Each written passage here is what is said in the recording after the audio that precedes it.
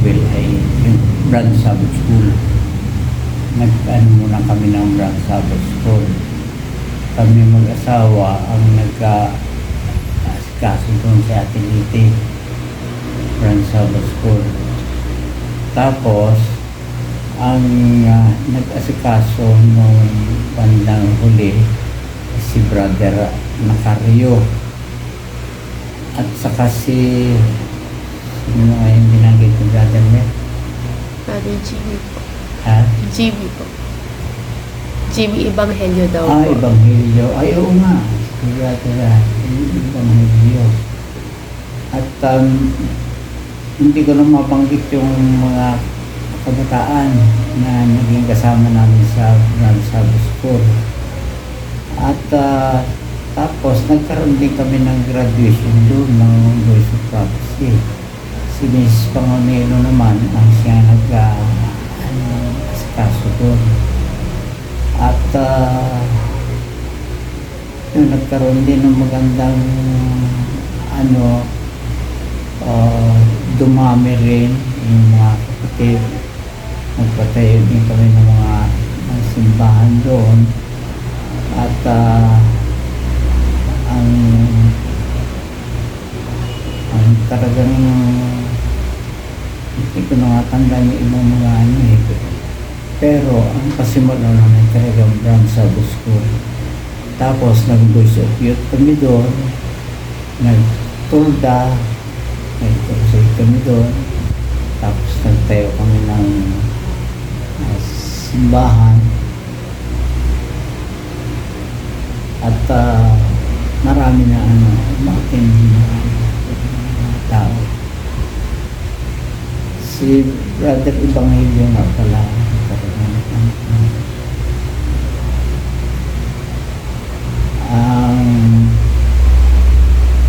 ang nag-asikaso talaga doon ay kami mag-asawa. Tapos nung nandun na si iniwan namin kay Ebanghelyo at kay Brother Macario po. Macario, Brother Macario. Siya nag-asikaso doon. Tapos may mga dumating na hindi ko na maalala yung mga pangalan ng mga dumating. Pero ang talagang umpisa ng Brother School. Okay po. Tapos nag-Vacation Bible School kami doon, nag-crusade. Tapos ng crusade yun, nagkaroon ng binyagan at nagtayo ng simbahan. Gano'n. Okay po. Ngayon, nung umuunlad na ngayon, iniwan ko na yun. Ang nagpatuloy noon si Brother Macario. Siya nag-asikaso, siya nag-asikaso rin ng pinaka-permit noon at siya nung duty.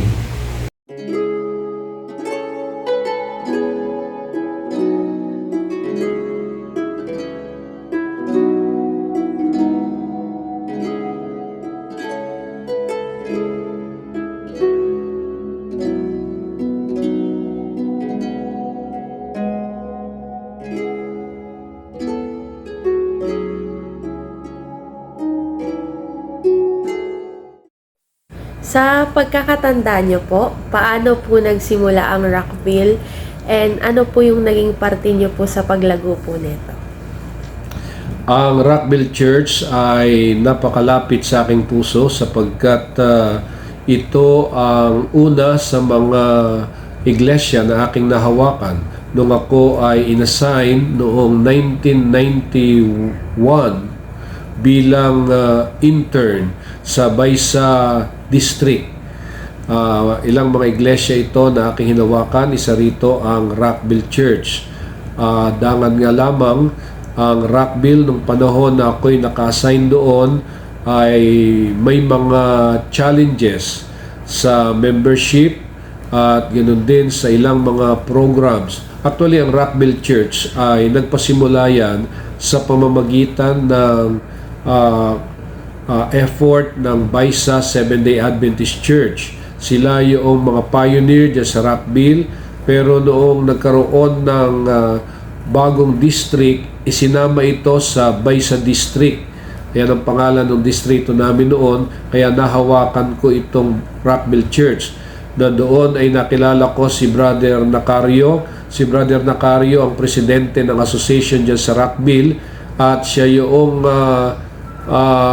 isa sa susi kung bakit meron tayong iglesia dyan, dahil siya yung nag-assign ng 2 lote para sa church. Actually, yung lote na tinatayuan ng kapilya ay inisip na namin noon, o akala niya rin siguro hindi na siya matatanggal bilang presidente ng asosasyon, yun yung playground noong subdivision. At para naman maisalba natin ng Rockville, kaya inisip ko rin bilang pastor na baka dumating ang panahon kuhanin sa atin yung lote na pinagtatayo ng kapilya, kaya tayo kumuha na kaagad ng 2 pang katabing lote para kung kuhanin nila, may mapaglilipatan yung kapilya. Ngayon yung dinatnan ko dyan sa Rockville Church ay sila Brother Yago. Ang member niya noon ay si Brother Yago ang elder, yung kanyang manugang ang siyang head deacon, yung kanyang anak ay treasurer. Actually, wala nang mga miyembro. Ilan na lang ang miyembro dyan. Hindi mo na mabilang sa 10 mga daliri ang miyembro ng Rockville. May pagkakataon na lagi ko yan dinadalaw, pinagtsatsagaan ko kahit midweek na gabi. Nung panahon na ako'y nakasign dyan sa Rockville ay parang nakakatakot puntahan. Hindi lang sa matigas ang lupa, matigas pa ulo ng mga tao dyan sa Rockville. Dahil pagka ako'y bumaba ng tricycle, lalakarin ko lang yan papunta doon sa church. Napakarami kong nadadaan ng nag-iinuman. Kaya minsan pagkagabi, pag galing ako nag-midweek, talagang ang panalangin ko, Lord, ingatan mo ako sa mga madadaanan ko. Kasi talagang ang Rockville nung panahon yun, nakakatakot puntahan.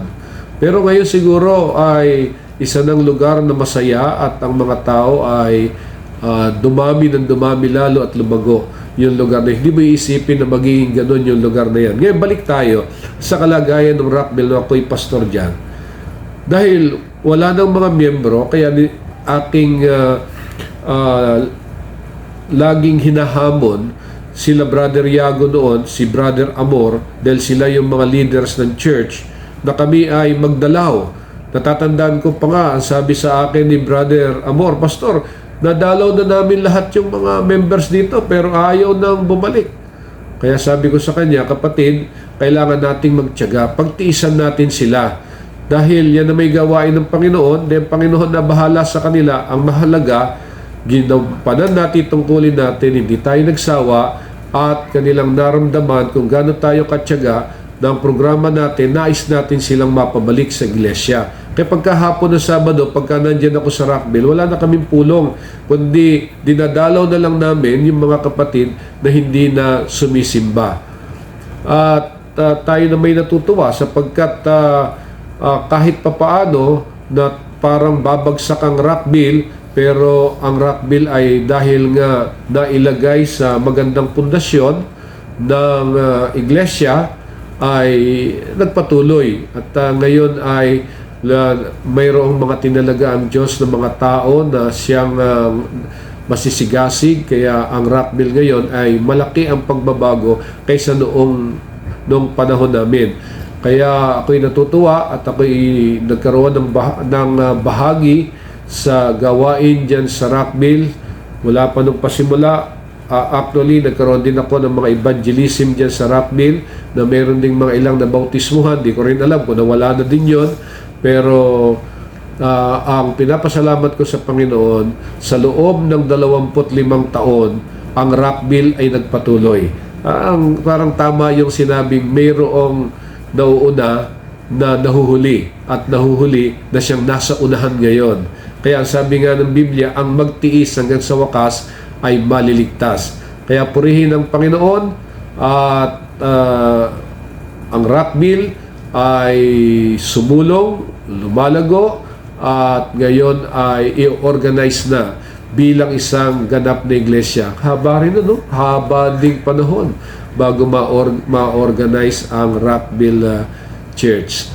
So kaya ako'y natutuwa sapagkat dyan sa Rockville, naranasan ko na ako'y ginagabayan ng Panginoon sa tuwing ako'y pumupunta dyan.